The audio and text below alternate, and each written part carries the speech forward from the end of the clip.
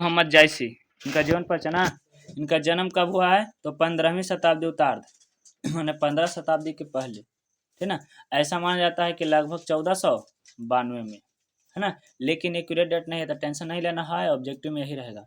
मलिक मोहम्मद जायसी के, है ना, जन्म कब हुआ था तो 1492। और निधन, तो निधन के आंकड़ा कंफर्म नहीं है, 1548। चित्र में जो दिखाई दे जा रहा है ना, वो किनका चित्र है, मलिक मोहम्मद जायसी का, ठीक ना। और बताता है इनका निवास स्थान, तो निवास स्थान कहाँ, जायस, कब्र अमेठी उत्तर प्रदेश, है ना। अच्छा जायस जगह का इसलिए इनको कुछ कहा जाता है, जायसी कहा जाता है, कैसे कहा जाता है, जायसी, ठीक ना। जैसे कि गुरु नानक जी के केस में हुआ था कि गुरु नानक जी का जहाँ नाम हुआ था तो उनको जगह कुछ नाम रखा था, नानकाना साहब, है ना। अच्छा, पिताजी के नाम इनका क्या था, तो मलिक शेख ममरेज, है ना, मलिक शेख ममरेज, जबकि इनको अरबी भाषा में क्या बोलता है तो मलिक राजे अशरफ, है ना।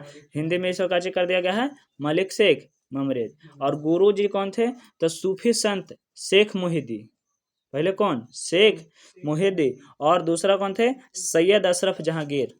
दो गुरु जी थे इनके जो कि प्रमुख जीवन इनको, है ना, शिक्षा देने में कार्य करते रहे। सूफी संत शेख मुहिदी और एक चीज सैयद अशरफ जहांगीर। और वृत्ति में इनकी कहा है तो आरंभ में जायस में रहते थे और किसानी करते थे, कैसे करते थे, किसानी। बाद में शेष जीवन फकीरी में बिता दिए, कैसे बिता दिए, फकीरी में। उसके बाद बचपन से ही कच्चे है इनको अनाथ रहना पड़ा और साधुओं फकीरों के साथ भटकते हुए बचपन कच्चे हुआ है, बीता है, ठीक ना। अच्छा, उसके बाद बताता है व्यक्तित्व इनका कैसा था, तो व्यक्तित्व में बहुत ही ज़्यादा अच्छा, साधारण भी नहीं था। कहा जाता है कि चेचक के कारण इनका चेहरा काचे हो गया था, रूपहीन, मतलब कि पूरा चेहरे एकदम दागे दागे धब्बे धब्बे जैसे काचे हो गया था, खराब हो गया था। चेचक मतलब समझते हो ना, है, इसको ग्रामीण भाषा में ज़्यादातर काचे बोला जाता है, माता जी, छोटी माता और बड़ी माता, ऐसा करके बोल जाता है इलाज साइंस की भाषा में से चेचक कहते हैं। और बाई आंख और कान, अब कान के जगह पर बाई नहीं लगा है, बाई कान, बाई कान माने कि लेफ्ट हैंड वाला, हाँ, और राइट हैंड वाला कुछ दाई, तब बाई कान और बाई आंख दोनों काचे थे, वंचित थे, है ना। इनका व्यक्तित्व था कि मृदु भाषी थे, मृदु भाषी मैंने समझते हो, मीठा बोलने वाला, बिल्कुल एकदम सेम टू सेम, है कि नहीं, एकदम मृदु भाषी थे। आगे मन स्वयं और स्वभावतः शांत, माने कि अपने आप से ऐसा लगता था, कहते थे कि हम भी काचे शांत है, हम शांत के प्रवृत्ति से रहते थे, ठीक ना। इसके बाद इनको कृतियों के बारे में पूछता, तो सबसे प्रमुख कृति जो इनका है वो है पद्मावत, कच्चे है पद्मावत। और फिर आखिरी कलाम चित्ररेखा, कहरानामा, है ना, फिर मसला या मसल नामा, ठीक ना, जो कि खंडित प्रति प्राप्त है, मानी कि पूरा तरह से छपा नहीं है, ठीक ना। इसके अलावा भी है जैसे कि चंपावत, होलीनामा, इतरावत इत्यादि, ठीक ना। और ये जो कवि हैं कच्चे हैं तो काव्य शैली के लिए, कविता लिखने के लिए काफी ज्यादा कुछ हैं, प्रसिद्ध हैं, चौपाई अथवा दोहा के माध्यम से लिखते हैं, ठीक ना। ये कौन, तो मलिक मोहम्मद जायसी, ठीक ना। अच्छा, इनको और काचे कहा जाता है, तो यहाँ पर ध्यान नहीं रखें कि मलिक मोहम्मद जायसी को प्रेम के पीर के कवि कहा जाता है। प्रेम के पीर के कवि कौन है, ये पूछा गया क्वेश्चन है, इसलिए ध्यान रखना है ना। लेखक परिचय में से या पाठ के एक्सप्लेनेशन में से जायसी को बहुत ज्यादा कवि प्राप्त होते हैं, लेकिन आचार्य रामचंद्र शुक्ल, डॉक्टर माता प्रसाद गुप्त के अनेक विद्वानों द्वारा अलग अलग जायसी के ग्रंथावली से नाम से संपादित है, ठीक ना। और इनको काचे कहा जाता है, तो फिर प्रेम के पीर के कवि, ठीक ना। इनका पद्मावत जो है से बहुत ज्यादा कच्चे प्रसिद्ध है, एक प्रेम कथा, पद्मावत कच्चे है प्रेम कथा, जैसे कि उसने कहा था प्रेम कथा और वीर की कथा है ना। और एक अच्छे केवल प्रेम की कथा किसमें, तो देखो चित्तौड़ के नरेश माने के राजा रतन सेन और सिन्हल द्वीप की राजकुमारी पद्मावती की प्रेम कथा है। पद्मावत किताब है, केकरा क्या पर लिखल है, चित्तौड़ के राजा नरेश, रतन सेन और सिन्हल, है ना, द्वीप, और लड़की के नाम को चेकरा में पद्मावती, इसलिए किताब का नाम ज्यादातर कच रखा गया पद्मावत। इसको फिल्म बना है लेकिन वो थोड़ा सा काट करके कुछ कुछ अथी कर दिया गया है।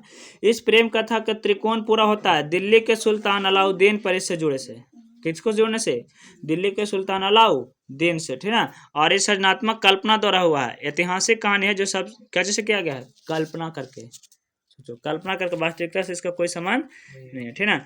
और काव्य जो है ऐसे काव्य के रूप में कचो लाते हैं, एकदम क्रांति लाते हैं इस तरह से। यहाँ पर देखो अब इसके बाद यहाँ पर इसको ध्यान रखेगा कि यहाँ जो प्रस्तुत है कड़बक, दो गो अलग अलग संकलित है, 2 भाग है, पेज पलट के देख सकते हो, है ना। तो इसमें कितने भाग हैं? 2 भाग हैं, ठीक ना। ये पद्मावत के क्रमशः प्रारंभिक और अंतिम छंद में से है, एगो प्रारंभिक में से, एगो कुछ में से है, अंतिम छंद में से।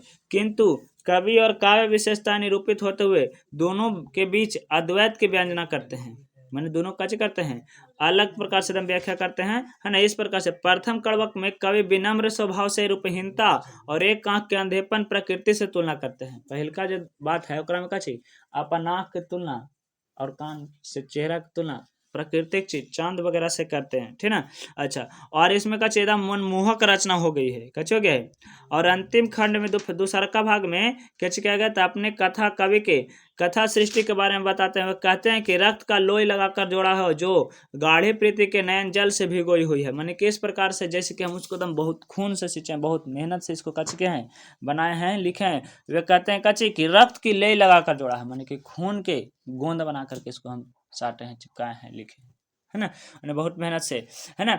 अब वह न राजा रत्न सेन है और न रूपवती पद्मावती रानी, और न वह बुद्धिमान सुआ और न राघव चेतना या अलाउद्दीन, माने कि जो कहानी हम लिखे हैं, जो अभी वर्तमान में ना तो राजा है, ना तो रानी है, और ना ही वो अलाउद्दीन है, कोई नहीं है, ठीक ना।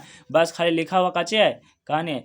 पर इनमें से अगर कोई अभी वो कहानी पढ़ता है तो एकदम ऐसे फूल झड़ करके नष्ट हो जाता, मानो कि खुशबू रह जाती है। जैसे कहने का मतलब, कभी दूसरा उदाहरण समझाते हैं कि जैसे कि पेड़ में से फूल टूट के गिर जाता है लेकिन फूल का गंध नष्ट नहीं होता, ठीक उसी प्रकार से राजा रानी और लेखक भी मर गए लेकिन कहानी का मर्म, कहानी का दर्द, कहानी का सुख खत्म नहीं होता। कवि कहना चाहता है कि एक दिन वह भी नहीं रहेगा लेकिन उसकी कृति सुगंध के पीछे रह जाएगी, माने कि उसका लेखन लिख भाव कच रह जाएगा, लिखा हुआ सुनेगा कोई, है ना। और जो भी इसको पढ़ेगा वह 2 शब्द में स्मरण जरूर करेगा। और कवि का अपने कलेजे के खून से रचे काव्य आत्मविश्वास और सार्थक बहुत बहुमूल्य है ना। जैसे कि मान लो कि अभी हम इसको रिकॉर्ड करके चढ़ा देंगे नेट पर, तो कैसे करेगा, कोई भी सुनेगा तो याद करेगा हाँ जय भैया बोले हैं कि नहीं। ठीक लेखक वैसे करते हैं कैसे कि हम ये लिख दिया, राजा हो सकता है एक दिन निधन हो जाएगा, रानी निधन हो जाएगी, अलाउद्दीन निधन हो जाएगा, लेखक भी निधन हो जाएगा, लेकिन मेरा जो लेख है सो अमर हो जाएगा। और जो भी 2 शब्दों में पढ़ेगा, पढ़ने वाला व्यक्ति तो जरूर नाम लेगा कि लेख केकर है, मलिक मोहम्मद, ठीक ना। अच्छा, ये था लेखक परिचय।